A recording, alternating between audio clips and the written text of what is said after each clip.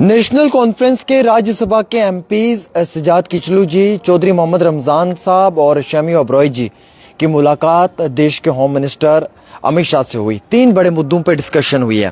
پہلا تو یہ کہ جموں کشمیر کے جتنے بھی قیدی ہیں جنہیں ہندوستان کی مختلف جیلوں میں قید کیا ہوا ہے، ان قیدیوں کو واپس جموں کشمیر کی جیلوں میں شفٹ کیا جائے، کیونکہ ان کے بزرگ والدین اس سمے وہاں جا کر مل نہیں سکتے ہیں، اور جب گرمیاں ہوتی ہیں تو ملنے میں کافی مشکلات ہوتی ہے، کیونکہ اتنا لمبا سفر وہ طے نہیں کر پاتے ہیں۔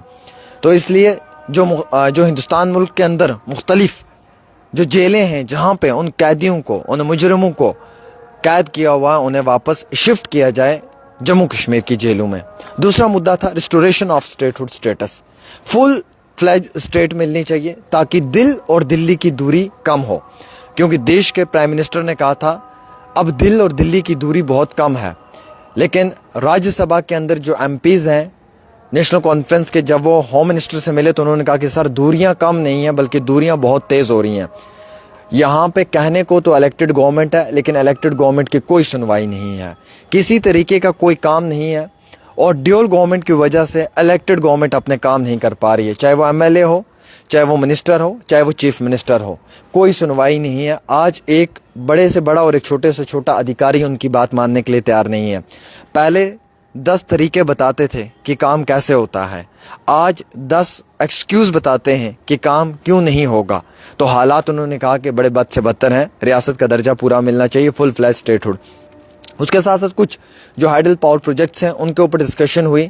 اس کے ساتھ ساتھ چودھری محمد رمضان صاحب نے اپنی علاقے کو لے کر اپنے کپواڑہ ہندواڑہ کا جو کوئی فلائی اوور تھا، برجز ہیں، فلائی اوورس ہیں، روڈز ہیں، ان کے حوالے سے انہوں نے بات کی کہ انہیں سٹرونگ کرنا ہے، انہیں مضبوط کرنا ہے، ایک باری پھر سے جو ہے وہ آمد و رفت کے لیے جو پرانے راستے بند ہیں وہ کھولے جائیں، اور مکمل طور کے اوپر جو ہے وہ نئے انفراسٹرکچر کے ساتھ جو ہے وہ تبدیلی لائی جائے۔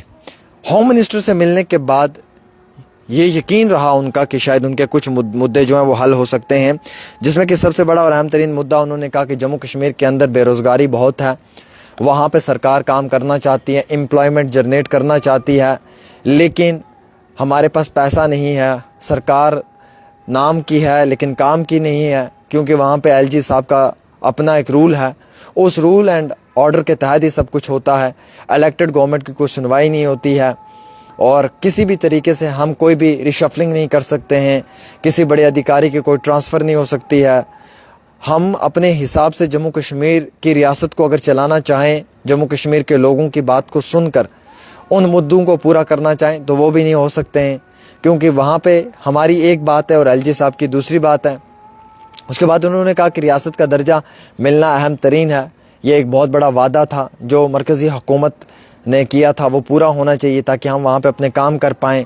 پھر انہوں نے کہا کہ کئی سارے جو وہاں کے ہائیڈل پاور پروجیکٹس ہیں ان کی جو بجلی ہے وہ ٹرانسفر ہوتی ہے باہر، اور وہاں پہ جو بجلی ہے وہ بہت کم رہتی ہے، برڈن بہت زیادہ ہے۔ ریاست اب ہے نہیں، یہ یونین ٹیریٹری ہے، جب سرکار بنی ہے تو سرکار کو جب یہاں کی ذمہ داری دی گئی تو یہاں کے خزانے خالی ہیں، یہاں کے جو خزانے ان میں پیسہ نہیں ہے۔ عمر عبداللہ اگر کوئی بڑا انیشیٹو یا کوئی بڑا سٹیپ لینا چاہے تو اس کے پاس اتنا پیسہ نہیں ہے کہ وہ اس چیز کو اس طریقے سے امپلیمنٹ کر پائے گراؤنڈ پہ۔ تو کل ملا کر چودھری محمد رمضان صاحب نے اپنے علاقے کی وکالت کی، سجاد کچلو صاحب نے کشتواڑ اور چناب خطے کی وکالت کی، اور شمی اوبرائے جی نے نیشنل کانفرنس کی جماعت کے وعدوں کی وکالت کی۔ انہوں نے کہا جناب ہم نے جو وعدے کیے ہیں وہ ہم نے پورے کرنے ہیں، ہم وہاں پہ الیکٹڈ گورنمنٹ ہے، چنندہ سرکار ہے، اور ہماری بات کو تسلیم کیا جائے، ہماری بات کو سنا جائے۔ اور انہوں نے کہا کہ فل فلیج ریاست کا درجہ جموں کشمیر جو ہے اسے فل فلیج ریاست کا درجہ ملنا چاہیے۔ تو پراپر طریقے سے وہاں پہ کافی ڈسکشنز ہوئی، ڈیبیٹس ہوئی، اور اس کے بعد پہلے تو پارلیمنٹ میں کافی ڈسکشن وغیرہ ہوئی، پھر وہ ہوم منسٹر سے ملے، اور ہوم منسٹر صاحب سے ملنے کے بعد ہی انہوں نے یہ اپنی عرضیاں پیش کی ہیں۔ ہم امید رکھتے ہیں کہ جموں کشمیر کو جلد ریاست کا درجہ ملے۔